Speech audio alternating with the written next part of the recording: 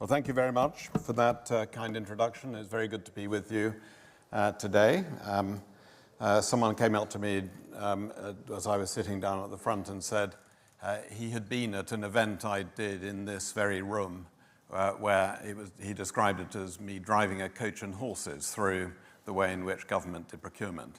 It wasn't quite as easy as that, but I remember the occasion. It's very good to be back here and talking about a subject very close to my heart. So I've got a few thoughts to share with you, this is part of my extended therapy, so forgive me if it's a bit indulgent. So just a quick reminder of what we did from 2010 to 2015 in the coalition government. We inherited a fiscal crisis, a huge budget deficit, the most expensive government IT in the world. Don't want to boast, but that was what it was, but with car crash after car crash. I mean, big government IT project failures.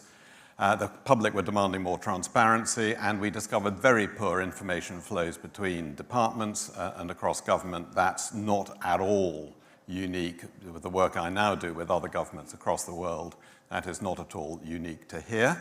Indeed, in many places, the flow of information within ministries can be pretty poor too. Public services were, to the extent they were delivered through IT, through big, expensive, multi-year inflexible contracts, very impenetrable contracts, very hard to know what we were paying for, and very hard to benchmark, mixture of online and offline. And as government services tend to be very much configured around the convenience of government structures, which are a historical accident, let's face it, rather than around the needs of users. And that led to this fragmented experience, hard for people to find out how to transact with government, very difficult for them to get the information they needed quickly and easily, with obviously an effect, a macro effect on productivity across the economy, and the government tied to these very expensive call centers because it was so hard for people to complete their online transactions. So what were our insights? The key insights, a joined-up approach across government, a whole-of-government approach was needed, not just across our own government, actually really taking an interest in what other governments were doing, some of which, well, most of which actually were ahead of us in 2010 when we got started. And understanding, and this is something I still say to governments everywhere, they tend to think that digitization, digital transformation is all about technology. It's not, you all know that. Technology isn't even the most important thing. It's much more about culture change, process, establishing a data-driven and user-centric approach. Far too often governments think, and people in the UK government were absolutely thinking this back then, we'll take this process and we'll automate it. No, doesn't how it works. Somewhere I've got a photo, it isn't in this deck, but a photo of the window in GDS, which overlooks what used in the old aviation house headquarters, the entrance to the tube station, Holborn tube station. And they'd blocked off the window with brown paper and cut a little hole so when you stood there, all you could see was people going in and out of the tube station. And the legend next to it simply said, with an arrow, users. People who use the services. That's what it's all about. It's not about us in government, it's about the users. So that's absolutely crucial. As the great Tom Loosemore said, it's applying the culture, process, business models, and technologies last, noted, of the internet era to respond to people's raised expectations. So what did we do? Created GDS, you know about that. Interestingly, people forget this. It was assumed that these were all people brought in from outside. No, 50% were career civil servants, mainstream civil servants, and without them, as the crucial part of the mix, it would not have worked in the way that it did. Gov.uk created very quickly, launched within a year. People kept saying, Francis, it doesn't seem to be finished. And no, it will never be finished. This will always be a work in progress. The days of where you commission a big IT program and then launch it, those days are gone. Constant iteration, constant renewal, constant development is the way it goes. Service transformation, the initial 25 big transactions, prominent transactions that were digitized, done in a totally different way from the accepted way of the conventional way of doing it, very genuinely agile, and then applying kind of proper service standards with spend controls to stop departments doing, and other agencies doing the wrong thing, but then helping them to do it the right way. And ensuring we didn't have duplication, reinventing the wheel, reinventing something that was already being done somewhere else. And creating the digital marketplace, making it easier. When we came in, we found, to my surprise, that 87% of the government spend on IT was with 7 providers, 7 vendors, and the usual suspects. And it was almost deliberately impossible or really, really hard for SMEs, startups, newer, younger, smaller businesses, which is often where the dynamism and the innovation comes from. It was almost impossible for them to even bid for, let alone win, government contracts. And what this did was create $3.5 billion of cumulatively of savings. That's just overall the efficiency program saved over £52 billion essentially from the running costs of government over 5 years. GDS contributed a significant amount of that. We won totally out of the blue, Design of the Year for gov.uk. Diversification of and stimulation of the tech sector. So now there are kind of 2,000 suppliers able to provide and providing services to the UK public sector. It's not just the UK government. And in 2016, ranked best in the world for e-government. And that, as a transformation from the car crash central and the most expensive government IT in the world, was a bit of a move. What was essential to this was taking a whole of government approach. So what we inherited was the silo model. That's typically how governments organize themselves, very much promoted by finance ministries who like to allocate a budget to a vertical, and then you get on with it. And this has And so far, what I was interested in were the cross-cutting functions. IT and digital, clearly one of them, procurement and commercial, financial management, property, project management, HR, all of these are cross-cutting functions which are recognizably the same wherever you find them in government. They will be doing different things in different places, but they require the same technical capability. And the disadvantage is that with the silo model, the capability is scattered and dispersed, and you have no one place where there's a hardcore critical mass of high-end, top-end capability. And that's a disadvantage. A second disadvantage is that the flow of data and management information to the center, by which I mean kind of finance ministry, prime minister's office, whatever, it only comes out at the top of the silos. And surprise, surprise, you don't always get the truth. And by the time you've found out the truth, it's often too late. The horse has bolted. So the functional model, which is what we very tentatively began to introduce, you have a center for each of the functions with a reporting line in, and it's second order whether the reporting line of the function into the center is the dotted line or the solid line.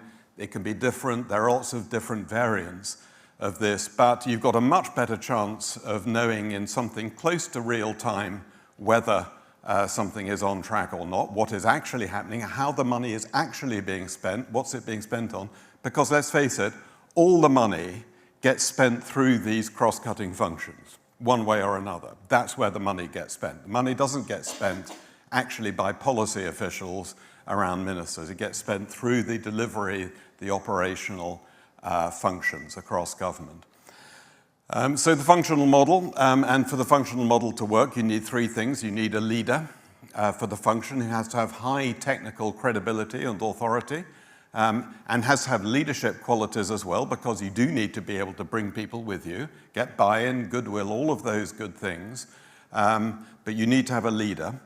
And then you need a hard core of capability, top-end capability at the center of government, and able to do delivery, but not expecting to do anything like all of the delivery across government. And then most important of all, you need the mandate, which gives you authority, because without the right mandate, you won't get or keep the right leader. Without the right leader, you won't recruit or retain the right capability, and without the right capability, then the rats get at the mandate, and it gets eroded, and that's what has happened in too many places. So just look quickly at this. We know the reasons why programs and this is not just true of efficiency programs, why programs go adrift.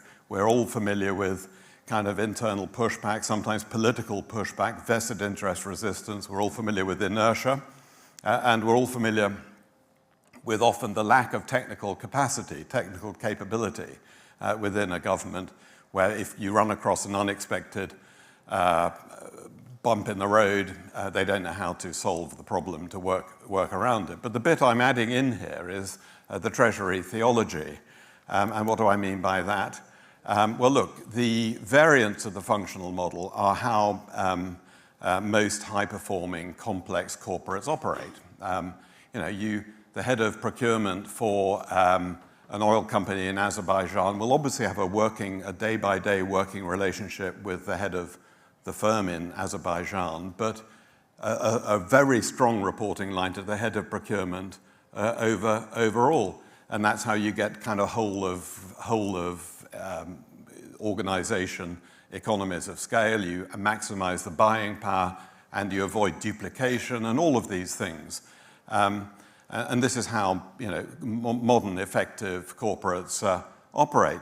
But the Treasury theology is antagonistic to this because it's based on this 19th century kind of theology that says that there's a kind of apostolic line of accountability from the accounting officer to Parliament, which is fine, and I'm not against that at all, but it's all in arrears, it's ex post facto, and by the time that all happens, the horse has long bolted, and people have moved on to other things. If you want to have any kind of effective real-time check on how money is being spent, then you need to have a whole-of-government approach. But because of the Treasury, and the reason why we were able to do this during the coalition government was because it was a coalition government. The Chief Secretary, Danny Alexander, who was a Lib Dem, a very senior Lib Dem, he and I worked very closely together, and he was much closer to being an independent budget minister than the Chief Secretary would normally be in a single-party government, because typically the Chief Secretary is a subordinate of the Chancellor, and so there's very constrained independence, and the ability typically to override this Treasury theology is very limited. Danny had that independent political and authority and was able to support what we did and make it work. And as a result of this, what happens is I keep hearing people say, no, we fully adopted the functional model. Well, it's lip service because so much of it has regressed. Often the mandate has been eroded, the substance is diluted, and there's duplication, there's failure and waste, and it continues. To give you 3 examples, when I was doing a review a few years ago, I discovered that the mandate of now the Infrastructure and Projects Authority had changed so that departments got to choose which of their projects would be subject to central monitoring and assurance. Well, that's not the functional model. That means that the organization is meant to be monitoring has got to go and sell its monitoring services to the department. That's not how it works. MPA had a mandate to decide what is the portfolio and then apply it. No choices. It's an authority with a proper mandate. Then I discovered that CCS has a team of, I think, 60 or so people who are basically selling the central deals to central government. Again, that's not how it should work. You've used the whole of government to create the buying power and to get great deals, and they should have to use those deals unless they can explain why it should be different. And then GDS, I discovered that cross-government services, notify, pay, are more widely taken up in the wider public sector than in central government, because central government entities consider themselves free to go and create their own alternatives. And that's not going to work. So what are the solutions in my 35 seconds remaining? Well, the first thing is make a reality of the functional model. Strong central mandates for the central leadership of the functions. Without that, it is it's a paper tiger. It's not going to deliver the benefits. Second, this is much broader. Erode the class division there is in the civil service between white-collar policy officials, who tend to be the ones in Whitehall surrounding ministers, who are divorced or separate and insulated in many ways from the implementation realities on the ground. So erode that class divide.